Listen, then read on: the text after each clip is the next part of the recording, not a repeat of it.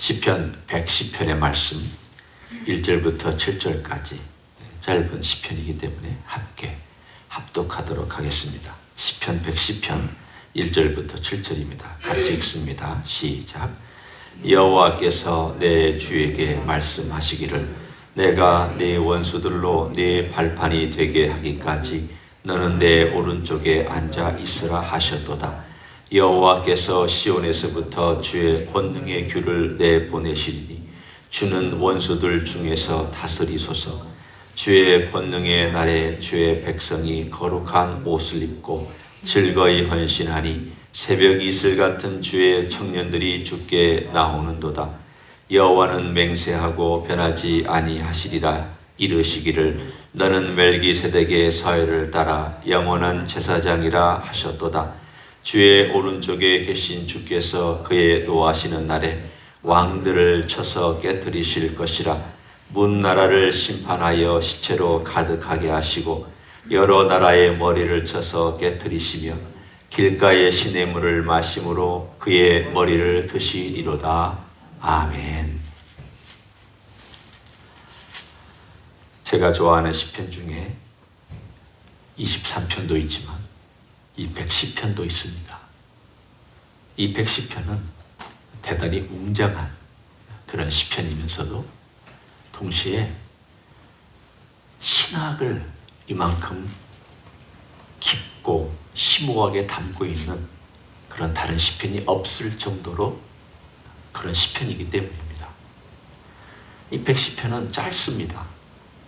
그러나 동시에 신약에서 무려 6번이나 인용될 정도로 대단히 중요한 위치를 차지하고 있는 시편입니다. 그러니까 예수님을 이해하려도 이 시편이 있어야 되고 예수님 자신이 자신을 증거하는데도 이 시편을 썼습니다. 다른 어떤 시편보다도 예수님께서 자신에 대하여 사용하셨던 명확한 시편, 그리고 이 시편은 사도행전에도 등장하고 히브리에서도 등장하고 복음서에도 등장하는 시편입니다. 뭐가 그렇게 웅장하길래, 도대체 이 시편이 뭘 그렇게 얘기하고 있길래 그렇게 6번이나 등장하고 또 중요한 자리를 차지하고 있는 것일까? 오늘 우리가 함께 시편을 대목별로 보면서 함께 살펴보려고 합니다.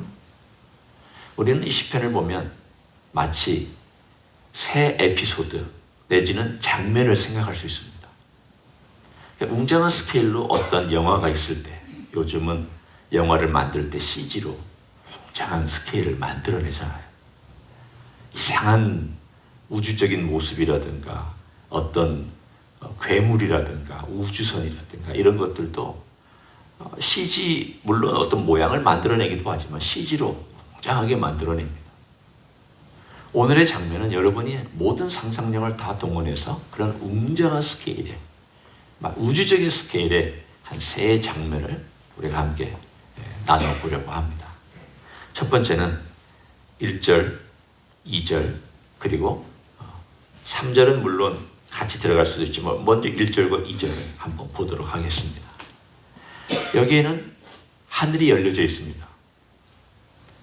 갑자기 하늘이 쫙 열려지면서 이 시편의 기자인 다윗에게 이것이 보여진 건지 아니면 하나님께서 말씀해 준 건지 명확하지는 않아도 제 생각에는 이 장면을 보고 있는 듯이 묘사하고 있습니다. 이렇게 정확하게 묘사하기가 쉽지 않기 때문입니다. 뭐라고 하시는 말씀을 다윗이 보면서 듣고 있었는가 하면, 내가 네 원수들로 내 발판이 되게 하기까지 너는 내 오른쪽에 앉아 있으라.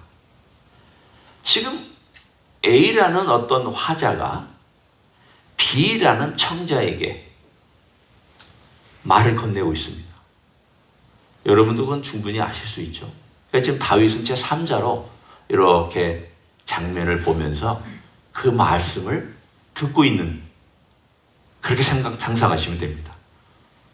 내가 지금 보고 있는데 A라는 분이 B라는 분에게 이렇게 말씀하십니다. 내가 내 원수들로 내 발판이 되기까지 너는 내 오른쪽에 앉아 있어라.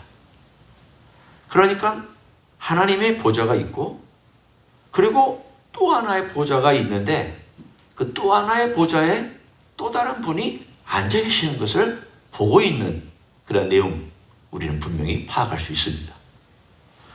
그리고 나서 2절에 여호와께서 시온에서부터 주의 권능의 규를 내보내시리니, 그리고 또 말씀하시는 내용입니다.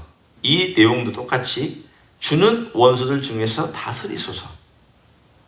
이것도 누가 누구에게 하시는 말씀인가 하면 여호와께서 내 주에게 말씀하시는 내용입니다. 여러분, 특이하죠. 하나님은 우리는 지금 이 장면을 아니까 이해하는데 별로 큰 문제가 없습니다. 그러나 다윗은 이게 너무 이해가 안 되는 이야기입니다.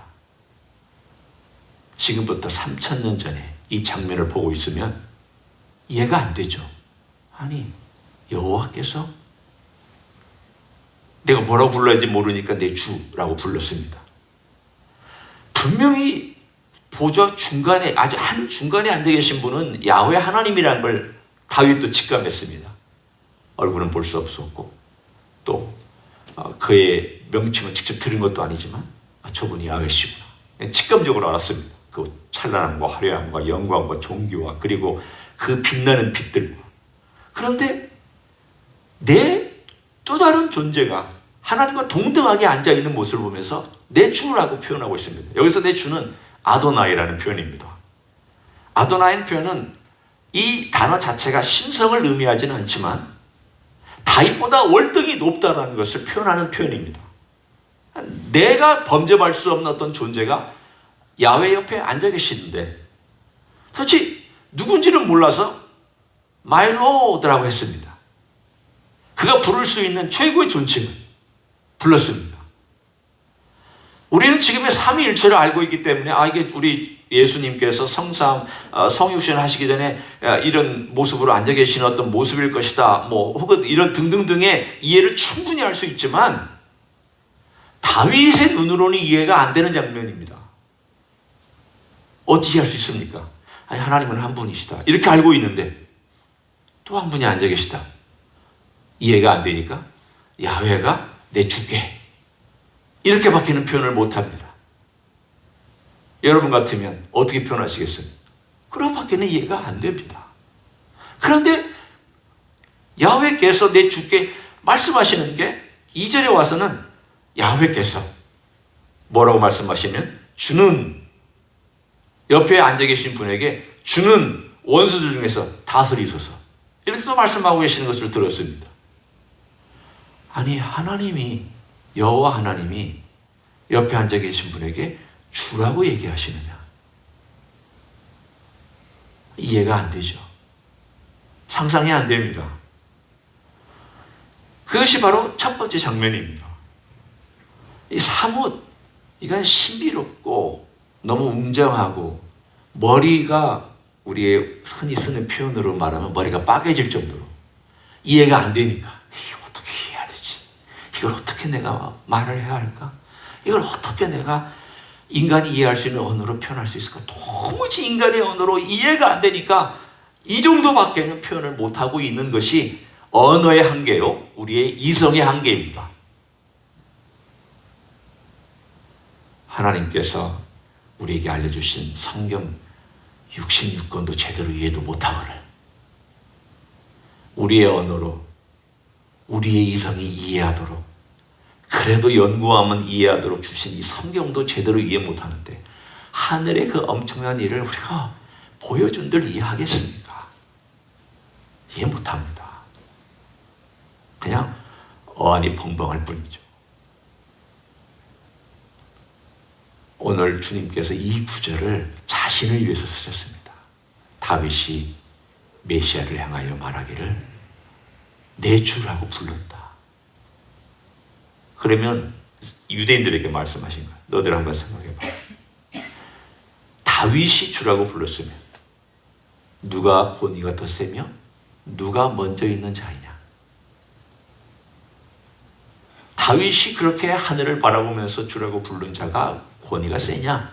다윗이 더 권위가 세냐? 그러면서 그들을 침묵시켰습니다. 아무 말도 하지 못하게 만들었습니다. 유대인에게는 이 110편은 지금도 이해를 하지 못하는 시편입니다. 지금도 우리가 이해하는 주님께서 말씀하신 내용으로 해석하는 것이 아니라 엉뚱하게 해석을 합니다. 왜냐하면 하나님 딱 한 분입니다. 그리고 그 외에는 다 신성이 없다. 그래서 메시아도 신성을 가질 수 없다라고 지금도 이해하고 있기 때문입니다. 지금도 메시아가 오면 하나님이 기름은 부었지만 신은 아니다. 하나님은 아니다. 인간 중에 누군가를 선택해서 메시아로 그렇게 하는 것이다 라고 지금도 이해하고 그런 메시아가 올 거라고 생각하고 있습니다. 그러나 하나님은 인간을 통해서 구원의 역사를 이루신 적도 없고 이루실 미래도 없습니다. 오직 성경은 계속 말씀하고 있습니다. 내가 스스로 일할 것이다. 내가 나를 위하여 일할 것이다. 내가 너희들 가운데 구원할 자가 없는 것을 보고 내가 이상히 여겼도다. 그래서 내가 스스로 내가 이 일을 하기로 작정하였도다. 구원은 하나님께서 스스로 행하시는 것이지 인간의 도움과 인간의 일을 통하여서 행하시지 않습니다. 물론 우리의 기도가 구원을 위해서 하나님께 올려드립니다. 우리가 전도도 하면서 구원의 역사를 하나님 옆에서 보조해 드립니다. 그래서 단지 보조적인 역할이지 근본적인 역할은 아닙니다. 그 근본적인 역할을 하는 그 일에 대하여서 오늘 이 시편은 명확하게 그분이 하나님이신 것을, 그리고 그분이 하나님의 보좌 우편에 앉아 계신 것을, 그리고 이 현상을 본 창세기의 이야기들이 간혹 등장하며 야곱이 하나님께서 서서 계신 것을 보았다고 하는, 예를 들면 그런 그림이나 또는 이사야가 본 그림이나 또는 이사야가 노래한 예언이나 예수님께서 직접 말씀하신 것처럼 다윗이 본 이런 내용들이 다 조각조각이 합쳐져서 하나의 그림을 우리에게 완성해서 보여주고 있습니다.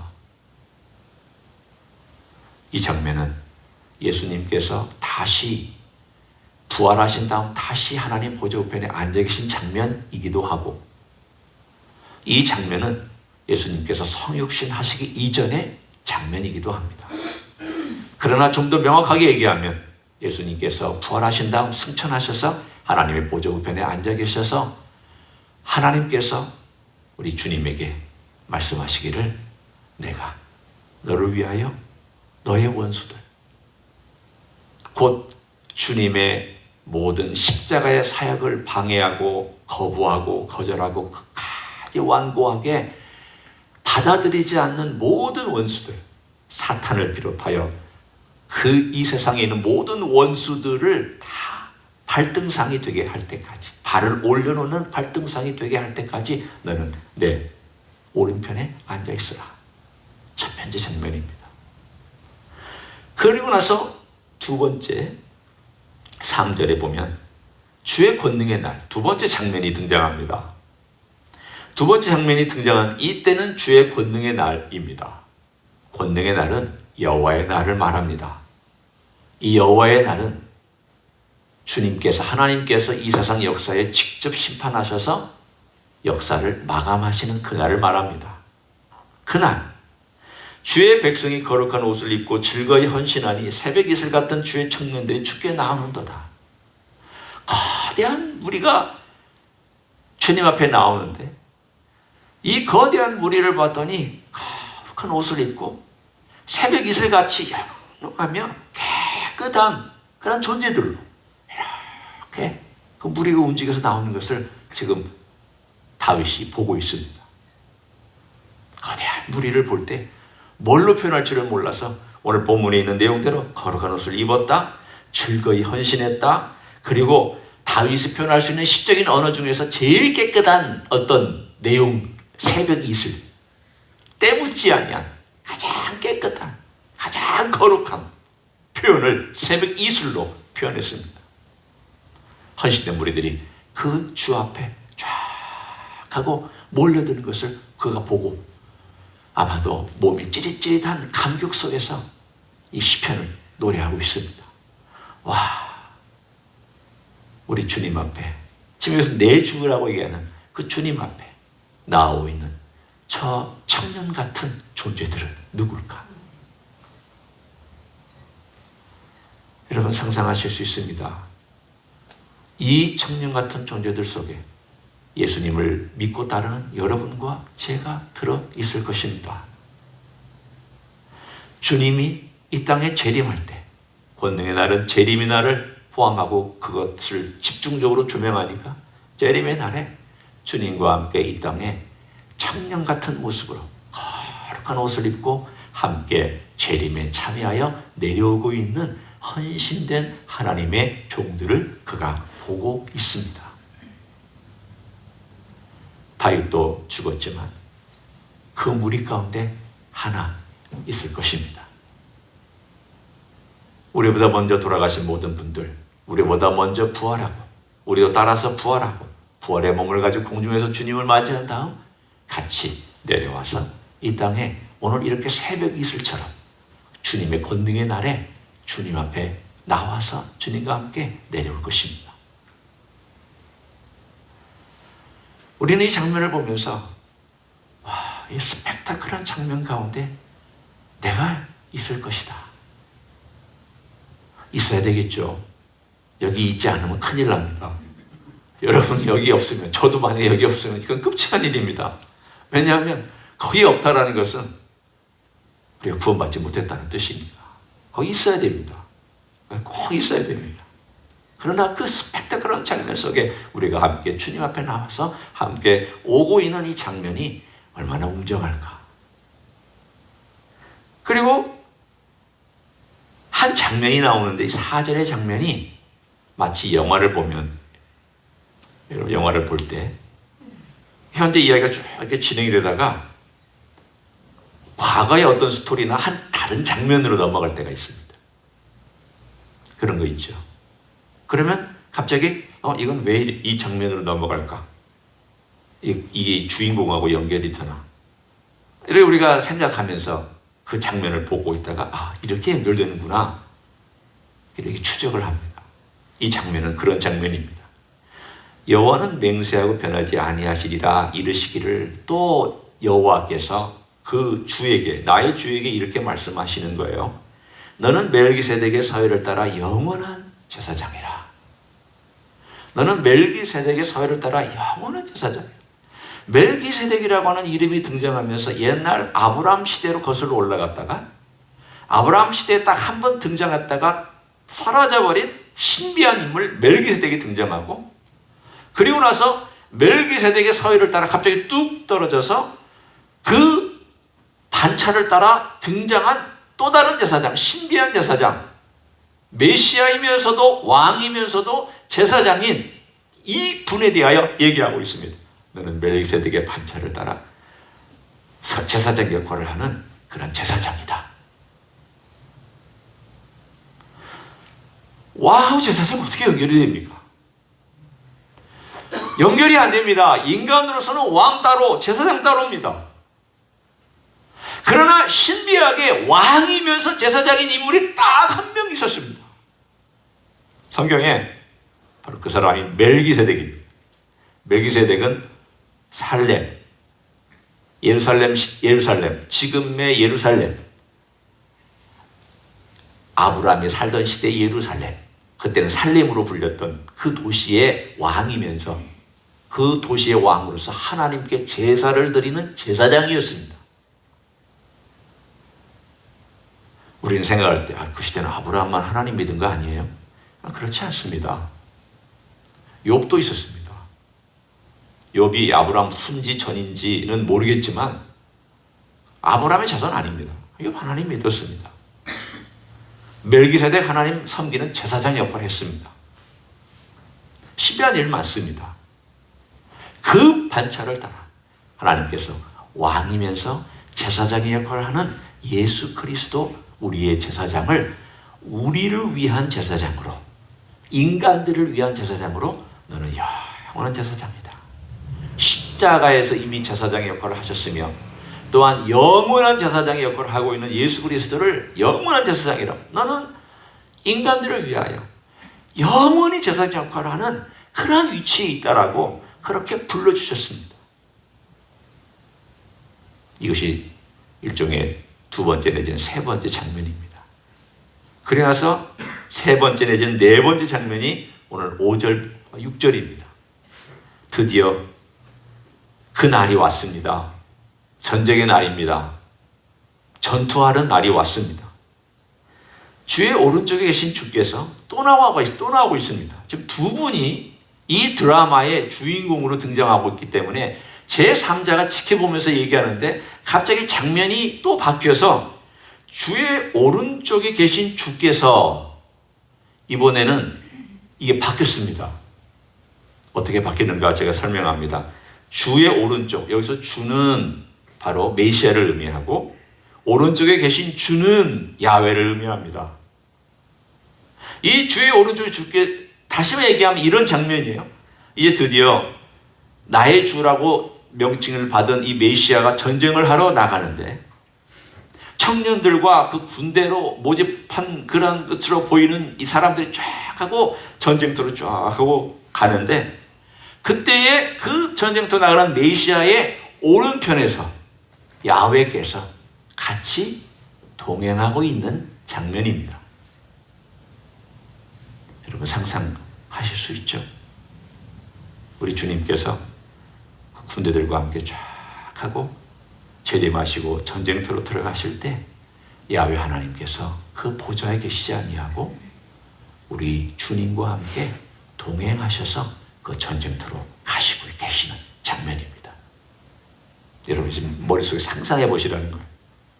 그리고 나서 5절을 이렇게 여러분이 보시면 돼요. 주의 오른쪽에 계신 야훼께서, 이렇게 보시면 돼요. 주께서 그의 노하시는 날에, 심판의 날을 의미합니다. 전쟁의 날을 의미합니다.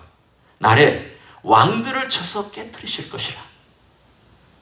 6절에 무은 나라를 심판하여 시체로 가득하게 하시고 여러 나라의 머리를 쳐서 깨뜨리시며 길가의 시냇물을 마심으로 그의 머리를 드시리로다. 지금 전쟁터에 같이 나가고 있습니다. 메시아 되신 주님과 야훼 하나님으로 불리고, 지금 현재 여기 이 장면에서 불리고 있는 그분과 전쟁터에 같이 나가서 이 전쟁을 승리로 이끌고 모든 적들을 다 물리친 다음, 완전히 깨트리신 다음, 그 승리의 계가를 물이 흐르지 않은 황무지 같은 곳에 갑자기 시냇물이 흐르고 갑자기 물이, 생명수가 흐르는 가운데 그 물을 마심으로 머리를 들고 이제 끝났다, 이제 승리만이 존재한다 라고 선언하는 놀라운 장면이 7절로 끝납니다.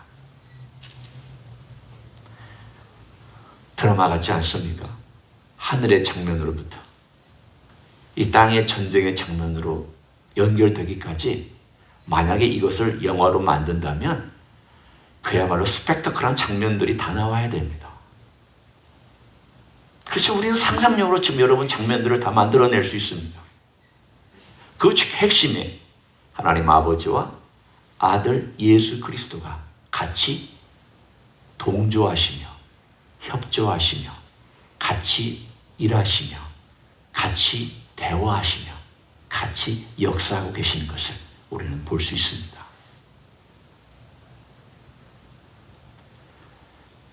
하나님은 따로따로 일하시지 않습니다. 하나님 아버지와 우리 주 예수 그리스도와 성령님은 따로따로 일하시지 않습니다. 같이 역사하십니다. 성령님이 내 안에 계시다는 것은 삼위일체 하나님이 내 안에서 역사하신다는 말씀이고, 성령께서 교회를 임하신다는 것은 성삼위 하나님께서 교회를 임재하신다는, 위에 임재하신다는 뜻이고, 마지막에 우리 주님께서 이 전쟁의 역사 가운데 개입하신다는 것은 성삼위 하나님께서 이 전쟁 가운데 개입하신다는 뜻입니다. 그러니 생각해 보십시오. 그냥 제가 인간적인 생각입니다. 그렇지만 생각해 보십시오.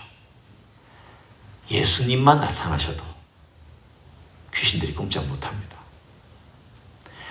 예수님만 물론 혼자 계신 건 아니었죠. 예수님 한 분만으로도 그렇습니다. 성삼위 하나님께서 이 모든 것들을 같이 행하시고 같이 역사하시고 인간의 역사의 악과 원수들과 이런 모든 것들을 같이 행하시고 계신 이 놀라운 장면을 보면 우리 마음이 흥분돼야 합니다. 흥분할 수밖에 없습니다. 이렇게 역사하시는구나. 성삼위 하나님께서 우리 역사 가운데, 우리 인간의 역사 가운데, 그리고 특별히 하나님의 백성을 위하여서, 그리고 나를 위하여서 이렇게 일하시고 계시는구나. 얼마나 놀라운 일이야. 이런 스펙테클한 장면들이 다 하나님의 백성을 위하여 펼쳐주시는 놀라운 것들이구나. 이거 어떻게 내가 감히 받아들일 수 있을까?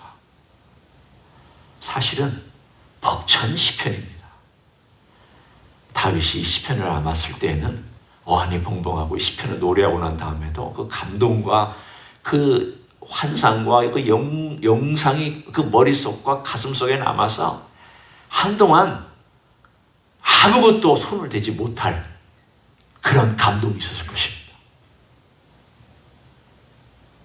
오늘 우리 주님께서 이 땅에 오실 때 이 일들이 그대로 일어날 줄로 믿습니다. 그렇다면 우리 어떻게 살아야 되느냐? 오늘 힌트가 3절에 있습니다. 우리가 어떻게 살아야 될지에 대해서는 우리 주님 찬양하고 경배하고 이런 주님을 기다리셔야죠. 당연한 거고 그런 거 마음에 그리셔야죠. 그런데 여기 힌트 한 가지가 우리의 삶 가운데 어떤 행동에 대한 것이 나오는데 주의 백성이 거룩한 옷을 입고 즐거이 헌신하니 새벽 이슬 같은 주의 청년들이 주께 나오는도다. 여기 거룩한 옷이 나오고 새벽 이슬 같은 이야기가 나옵니다. 우리가 지금도 어떻게 하여야 주님의 군대로 살아가느냐? 청년처럼 이 땅에 살아가느냐? 다른 거 없습니다. 예수님의 거룩한 옷을 입고 예수님의 거룩한 의를 힘입어서 살아가면 됩니다. 이런 사람은 청년처럼 살아갑니다. 겉에 있는 모습으로 살아가는 게 아닙니다. 아무리 젊어도 노인처럼 살아가는 사람이 있고 아무리 나이가 많아도 청년처럼 살아가는 사람이 있습니다. 그리스도를 아는 사람, 그리스도의 옷을 입은 사람은 청년처럼 살아갑니다. 생각이 젊고 생각이 반듯하며 생각이 거룩하고 생각이 우리 주님을 따라 걸어가기 때문입니다. 우리는 주님의 옷을 입고 주님의 말과 주님의 성품으로 오늘 하루도 청년처럼 살아가는 축복된 하루가 되기를 원합니다. 평생이 그렇게 살아가시기를 예수님의 이름으로 간절히 축원합니다. 기도하겠습니다. 이 시간 다 같이 동성으로 기도합니다. 저는 지금 하늘의 장면에 대하여 소개하였고 앞으로 다가올 장면에 대하여 소개하였습니다. 앞으로 어떤 일들이 펼쳐질지 스펙테클하고 웅장한 날들이 다가올 것입니다. 그런 것을 머릿속에 그려보십시오. 우리 주님이 얼마나 찬란한 모습으로 나타나실지, 또 우리를 데리러 오실지, 우리 또한 거룩한 옷을 입고 주님 앞에 나타나서 새벽 이슬 같은 청년의 모습으로 우리 주님을 섬기며 사랑하며 경배하며 예배할지, 그리고 그날이 오고 있다는 이 사실이 얼마나 감동적인지, 그리고 우리가 이 땅에 살아가는 동안 그날이 올 때까지 우리 주님 의지하면서 청년처럼 영롱하고 그리고 거룩한 옷을 입고 살아가기를 소원한다. 이 시간 다 같이 통성으로 기도하시겠습니다. 하나님 아버지 감사합니다. 하나님 아버지여, 주님의 놀라우신 영, 그 능력으로 우리가 살아가기를 원합니다. 주님께서 놀라운 장면들을 펼쳐 보여주셨습니다. 다윗에게 펼쳐 보여주셨습니다. 하늘의 영광과 하늘의 보좌를 펼쳐 보여주셨습니다. 우리 하나님 하나님 아버지께서 아들 예수 그리스도에게 말씀하신 내용들을 들었습니다. 주님 감사합니다. 성삼위 하나님께서 놀라운 일들을 펼치시며 참으로 모든 원수들을 발등상에 되게 하는 그날이 오고, 또한 주님께서는 그 놀라운 능력과 주님의 존귀하심으로 이러한 모든 것들을 행하실 그날이 오고 있음을 믿고 감사를 드립니다. 주님께서 친히 행하실 것을 믿고 감사합니다. 능하신 일들을 펼치실 것을 기대합니다. 주님께서 참으로 놀라운 것들을 행하시며 우리 하나님께서 약속해 주시니 감사합니다. 놀라운 날들이 다가옴을 감사합니다. 그날이 다가옴을 감사합니다. 그날이 우리 가운데 참으로 축복의 날로 다가옴을 감사합니다. 주님을 믿고 신뢰하며 오늘도 헌신하고, 주님의 옷을 입고 헌신하며 주님의 의를 가지고 헌신하며 주님 앞에 청명 같은 마음으로 헌신하며 그렇게 살아갈 수 있도록 축복하여 주시기를 원합니다. 주여 함께하여 주옵소서. 우리의 마음과 우리의 생각과 또 우리의 발걸음과 우리의 태도와 우리의 말할 것과 우리의 헌신한 모든 것들이 우리의 주님을 의지하고 주님의 옷을 입고 청년처럼 살아갈 수 있도록 함께하여 주시기를 원합니다. 그러한 하나님의 놀라운 역사가 있게 하여 주시고, 주님 우리 속에 강하게 역사하셔서 충만한 역사로 이 어려운 세대를 이겨나갈 수 있도록 도와주시고 인도하여 주시기를 간절히 간구를 드립니다. 그렇게 살아갈 수 있도록 축복하여 주시옵소서. 감사합니다. 오 하나님 감사합니다. 우리에게 멋진 하늘의 장면을 오늘 보여주셔서 감사합니다. 우리 말씀을 근거로 상상할 수 있어서 감사하오며, 우리 하나님 아버지께서 우리 주 예수 그리스도에게 하신 말씀을 듣게 하신 것도 감사합니다. 오 주님, 이 놀라운 일들의 주인공이 되셨습니다. 친히 일하시는 일이 주님으로부터 시작하며 주님께서 일하시니 감사를 드립니다. 우리를 위하여 왕이시고 제사장이시며 또한 전쟁의 용사이시고 승리자가 되심을 믿고 감사합니다. 이미 십자가에서 이기셨지만 그러나 이 모든 이기신 것을 다시금 다 주관하시고 주장하시기 위해서 이 땅에 우리들을 대시고 다시 재림하실 그날을 기대합니다. 그날을 바라봅니다. 오 주님, 그날을 바라보며 이 땅 위에서 주님 의지하고 청년처럼 살아갈 수 있도록 축복하여 주시옵소서.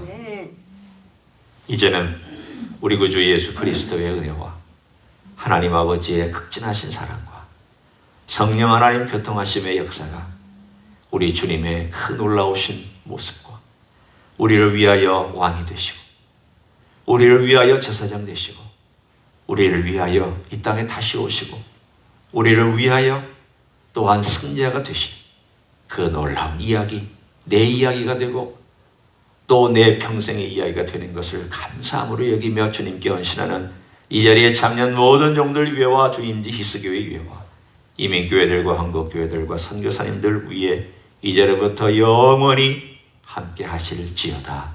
아멘.